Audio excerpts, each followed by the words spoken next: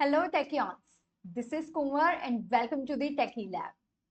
आज हम करने वाले हैं एक नया टॉपिक दैट इज इवेपोरेशन।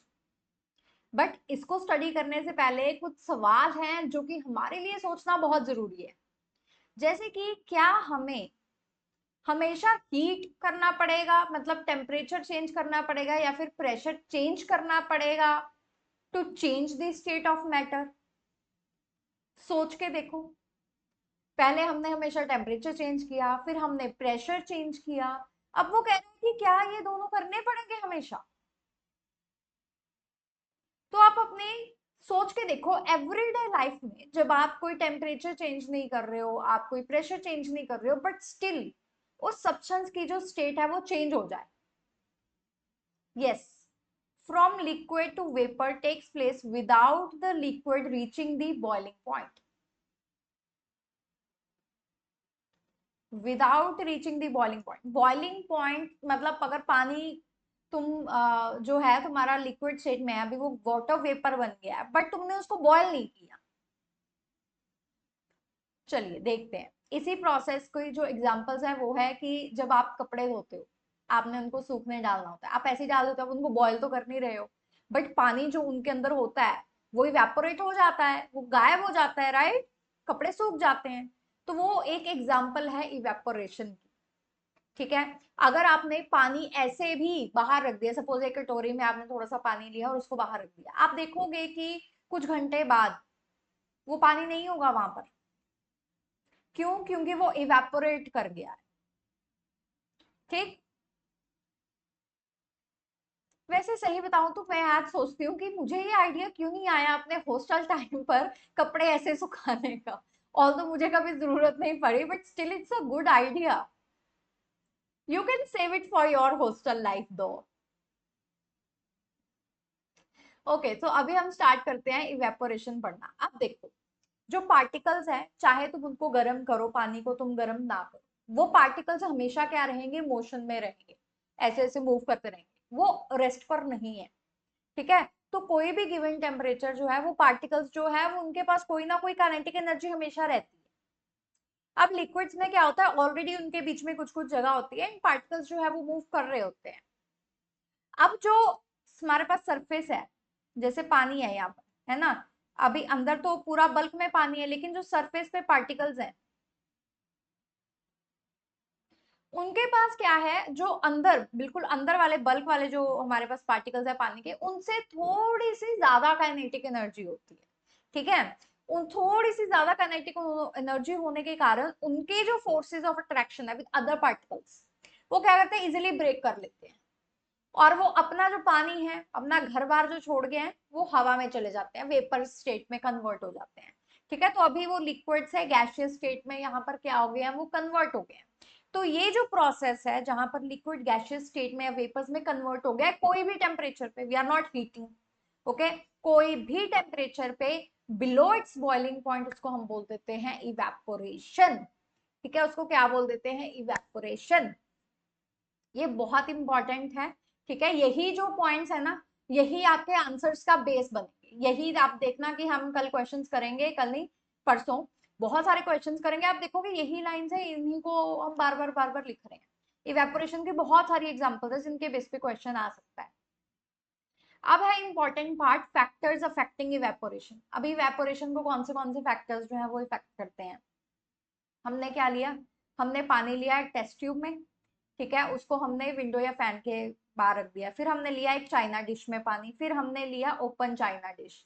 ठीक है, dish and keep it inside the cupboard. देखो दोनों में चाइना डिश में है, लेकिन एक बाहर पड़ा है और एक हमने पूरा बंद करके रख दिया। अब वो बोल रहा है कि रूम टेम्परेचर पे देखो और कुछ दिन बाद उसको नोट करते रहो कि क्या ऑब्जर्व कर रहे हो। ठीक है। और यही सेम चीज हमने रिपीट करनी है on a rainy day, and देखेंगे कि क्या फर्क पड़ रहा है। उसके बाद लास्ट पॉइंट इंपॉर्टेंट, आपको क्या करना है, क्योंकि इसके बेस पे आते हैं क्वेश्चंस। ठीक है, affect of temperature, surface area and wind speed on evaporation, इन तीन चीजों के इवेपोरेशन पर क्या क्या फर्क पड़ेगा वो देखेंगे। ठीक, चलो। अब देखो, टेस्ट ट्यूब जो है हमारी, हमने विंडो के पास रखी थी, चाइना डिश है, ठीक है, ये इनसाइड कपबोर्ड है, कंडीशन।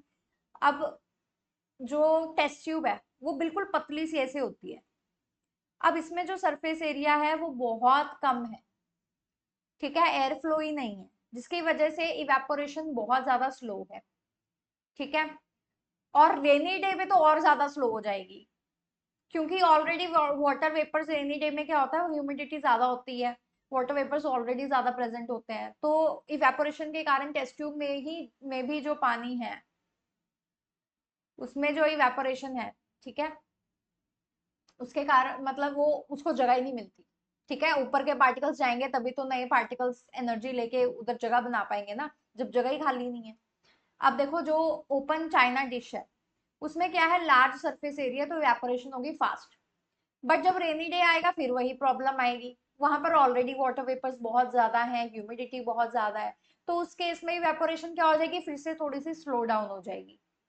अब आगे इनसाइड कपबर्ड, इनसाइड कपबर्ड क्या होगा, लार्ज सरफेस एरिया है बट एयर फ्लो बिल्कुल ही प्रेजेंट नहीं है, क्यों, क्योंकि बंद है, तो इवेपोरेशन होगी बट अगेन बहुत स्लो होगी, ठीक है। एंड रेनी डे पे तो वेरी स्लो, ठीक है। ये हमारी क्या है, ऑब्जर्वेशंस है उस एक्सपेरिमेंट से, एक्टिविटी से जो अभी अभी हमने देखी।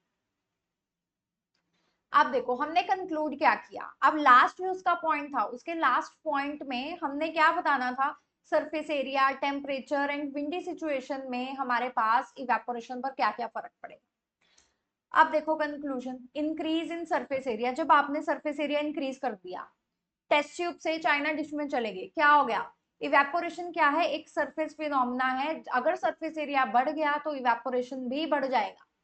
जैसे कि जब कपड़े तुम सूखने डालते हो, तब ऐसा तो नहीं है कि तुमने बिल्कुल ऐसे ऐसे कपड़े डाल देते हो, तुम बिल्कुल ऐसे फैला के कपड़े डालते हो, जितने ज्यादा फैला के कपड़े धुलते हैं वो उतनी जल्दी सूख जाते हैं, ठीक है, that's why we spread them out, क्योंकि सरफेस एरिया इंक्रीज कर दिया है।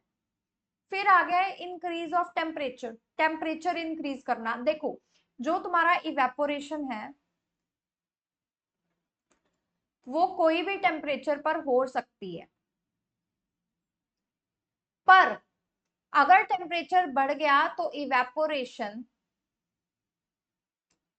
बढ़ जाएगी, फास्ट हो जाएगी, ठीक है, क्योंकि ज्यादा पार्टिकल्स के पास काइनेटिक एनर्जी होगी, वो जल्दी जल्दी अपना बॉन्ड जो है ब्रेक कर लेंगे, फोर्स ऑफ अट्रैक्शन जो वो फील कर रहा था वो उसको जल्दी ओवरकम कर जाएंगे एंड जल्दी से गैशियस स्टेट में कन्वर्ट हो जाएंगे, ठीक है। सो इंक्रीज करने से क्या हो जाएगा, वो जल्दी जल्दी वेपर स्टेट में चले जाएंगे, मतलब इवेपोरेशन बढ़ जाएगी, ठीक। Next is decrease in humidity, अब उसने डिक्रीज लिखा है, ठीक है, इंक्रीज लिखा होता तो, अगर ह्यूमिडिटी ज्यादा है जैसे कि हमने पीछे देखा रेनी डे वाला, तो सभी में तीनों केसेस में जो इवेपोरेशन है वो कम हुई। तो अगर हमारे पास डिक्रीज इन ह्यूमिडिटी है तो इवेपोरेशन इंक्रीज होगी, एंड इंक्रीज इन ह्यूमिडिटी है तो इवेपोरेशन डिक्रीज होगी, उल्टा है, okay. Air around can not hold more than definite amount of water vapour, so amount of water vapor in already is high, so rate of evaporation, okay, so यहाँ पर increase है, कोई भी एक कर लो, दोनों सेम ही बात है, ठीक है, कंफ्यूज मत होना, बस इनवर्स रिलेशनशिप है। अगर यहाँ पर इंक्रीज है तो इवेपोरेशन डिक्रीज रहेगा, ठीक है, ह्यूमिडिटी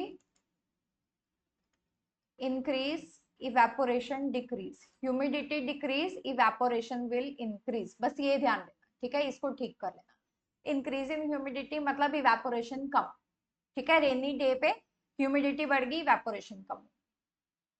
चलिए अब conclusion, increase in the wind speed, ये फोर्थ पॉइंट था हमारा, अगर विंड स्पीड बढ़ गई, अब ह्यूमिडिटी वगैरह छोड़ दो, अगर हवा चल रही है, अगर हवा तेज चल रही है तो क्या होगा, तो कपड़े जल्दी सूख जाएंगे, मतलब इवेपोरेशन जल्दी हो जाएगी।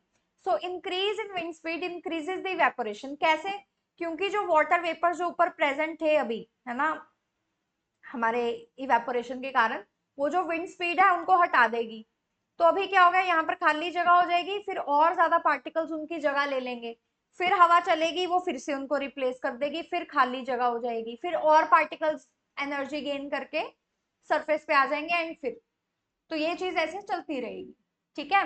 सो जब पार्टिकल्स हैं उनके पास ज्यादा एनर्जी आ जाएगी तो वो ऊपर चला, वो जो है वेपर स्टेट में जल्दी कन्वर्ट हो जाएंगे। That is what the evaporation is. Okay, तो हमारे पास चार चीजें थी, temperature, surface area, humidity and wind speed. तो टेम्परेचर बढ़ गया, इवेपोरेशन बढ़ गई, सरफेस एरिया बढ़ गया, इवेपोरेशन बढ़ गई, ह्यूमिडिटी बढ़ गई, इवेपोरेशन कम होगी, विंड स्पीड बढ़ गई तो इवेपोरेशन बढ़ गई। तो मतलब ह्यूमिडिटी ही है जिसके साथ एक इनवर्स रिलेशन है, बाकी सबके साथ क्या है, direct. I hope this is clear everybody. That was it for today. ये जो इवेपोरेशन है ये बहुत इंपॉर्टेंट टॉपिक है, इसकी बहुत सारी एप्लीकेशंस हैं, उनके बेसिस पे अलग अलग तरह के क्वेश्चन आते हैं। सो आई होप आपको आज का लेक्चर अच्छा लगा। Thank you so much and I'll see you in the next class, and do support us by liking the video, sharing it with your friends and subscribing to the channel.